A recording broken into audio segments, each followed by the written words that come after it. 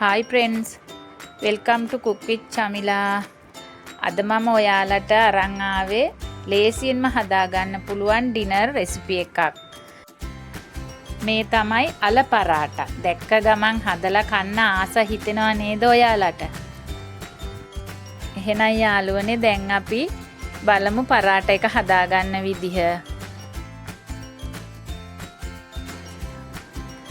මුලින්ම භාජනයක් ගන්න. ඒකට පාන් පිටි කප් දෙකක් දාගන්න. පොල් තෙල් තේ හැඳි එකයි.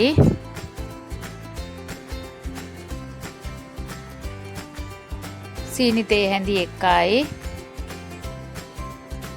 රස අනුව ලුණු. දැන් මේක හොඳින් මිශ්‍ර කරගන්න. ඒ හැම ඔක්කොම ටික මික්ස් වෙන්න හොඳට මික්ස් කරගන්න. ඊට පස්සේ මේ මිශ්‍රණයට වතුර ටික ටික දාගෙන වතුර වැඩි කරගන්න එපා. අතේ නොඇලෙන ගානට හොඳට මිශ්‍ර කරලා වතුර චුට්ට චුට්ට දාලා අනා ගන්න. වතුර වැඩි කරගන්න එපා. මෙන්න මේ ආකාරයට හොඳට විනාඩි 10ක් 15ක් විතර අනා ගන්න. දැන් මේ පිටිමෝලිය හරි පදමට ඇවිල්ලාද කියලා බලන්න. ඇඟිල්ලෙන් මේ තද කරලා බලන්න. එතකොට එතනින් උඩට එනවා නම් අපේ පිටිමෝලිය හරි. දැන් අපි මේක මේ පැත්තකින් වහලා තියලා අල පරාට එකට අවශ්‍ය කරන ස්ටෆින් එක හදාගමු. මුලින්ම පෑන් එකක් ලිපේ තියාගන්න. පොල් තෙල් මේස හැඳි දෙකක් දාගන්න. තෙල් එක හොඳින් රත් වෙනකොට කපාගත්ත අවුමිරිස් කරල් දෙකයි කරපිංචා පොඩ්ඩක් දාන්න. ඔයාලට මේ වෙලාවේ තියෙනවා නම් කොච්චි මිරිස් කරලක් කපලා දාගන්න රස වැඩියෙන් එනවා. එතකොට මේ ටික හොඳින් ටෙම්පරාදි වීගෙන එනකොට හීනියට කපාගත්ත ලොකු ලුණු ගෙඩි දෙකක් දාන්න. දැන් මේ ටික ඔක්කොම හොඳින් කලවම් කරගන්න. දැන් මේකටම හීනියට කපාගත්ත පොඩි තක්කාලි ගෙඩියක් දාන්න.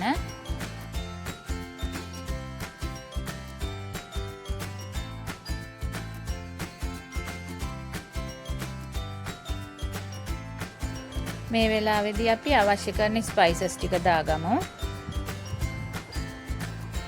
කහ තේ හැඳි භාගයයි. කැලි මිරිස් තේ හැඳි දෙකයි. ගම්මිරිස් තේ හැඳයි. දැන් මේක හොඳින් මිශ්‍ර කරගන්න. විනාඩි 2ක් විතර වගේ හොඳින් කලවම් කරගන්න. ඊට පස්සේ රස අනුව ලුණු දාගන්න.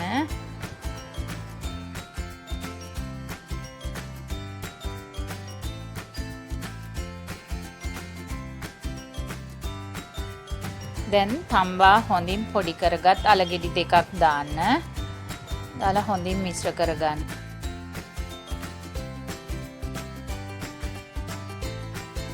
දැන් හොඳින් මිශ්‍ර කරගන්න. මේ වෙලාවේදී ඔයාලට ලුණු ඇද්ද කියලා බලන්න. ලුණු මදි නම් දාගන්න. දැන් මේ අල මිශ්‍රණය හොඳින් නිවුණාට පස්සේ මම රොටි 5කට තමයි මේව හදාගන්නේ. මේ ආකාරයෙන් බෝල 5ක් හදලා තියාගන්න. දැන් අපි අනල පැත්තකින් තියාගත්ත පිටිමෝලිය තියෙනවානේ. ඒකෙන් මේ විදිහට බෝල 5කට කඩා ගන්න. පොඩි බෝල නෙමෙයි, සාමාන්‍ය මේ මම පෙන්නන ප්‍රමාණය ලොකුවට බෝල හදා ගන්න. මොකද අල මිශ්‍රණය ඇතුළට දාපුවාම ඒක එළියට එන්න බෑ ආය. දැන් පිටි බෝලයක් අරගන්න. අරගෙන මේ විදිහට හොඳින් අතෙන් දිගෑර ගන්න. හොඳට මේ හොඳින් දිගාරින්න. බලන්න මම පෙන්නන විදිහට හොඳට ඇදලා දිගෑර ගන්න. එහෙම බැයි නම් ඔයාලට ඒක අමාරු නම් තැටියක් අරන් තැටියේ තියලා මේ විදිහට තුනී කරගන්න. දැන් මේ ගානට තුනී කරගෙන අපි අර බෝල හදාගත්ත අල මිශ්‍රණේ තියෙනවානේ. ඒ බෝලයක් අරගෙන මේකේ මැදින් තියලා හොඳින් රවුමට ඔතා ගන්න. මේ මම පෙන්නන විදිහට ඔයාලා ඒ බෝලේ මැදින් තියලා ඔතා ගන්න. මේ විදිහට පරාටා 5ම හදා ගන්න. දැන් මේකින් එක අරගෙන මම මේ පෙන්නන විදිහට හොඳින් හිමීට තුනී කරගන්න. හැබැයි අල මිශ්‍රණය එළියට එන්න බෑ. හොඳින් ඒ වගේම ඝනකම අඩුවට තුනී කරගන්න.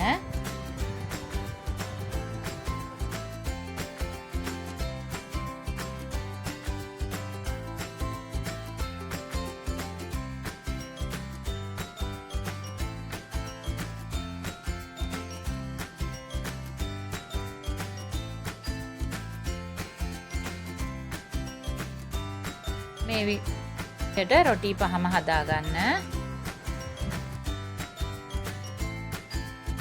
දැන් පෑන් එකක් ලිපේ තියාගෙන බටර් චුට්ටක් හොඳින් ගාන්න.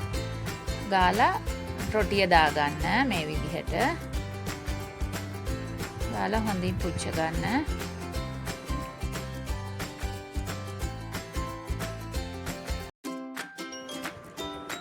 දැන් අනිත් පැත්තත් හොඳින් පුච්ච ගන්න මේ විදිහට.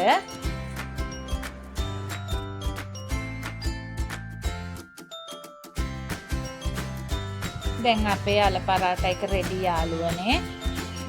ඔයාලට මේක ලුණු මිරිස් එක්ක උනත් කන්න පුළුවන්, නිකන් කන්නත් පුළුවන්. උදේලට බබාලට ඉස්කෝලේට ගෙනියන්න උනත් ඔයාලට මේක හදලා දෙන්න පුළුවන්. හරිම රසයි. ඔයාලත් අනිවාර්යෙන් හදලා බලලා කමෙන්ට් එකක් දාගෙන යන්න.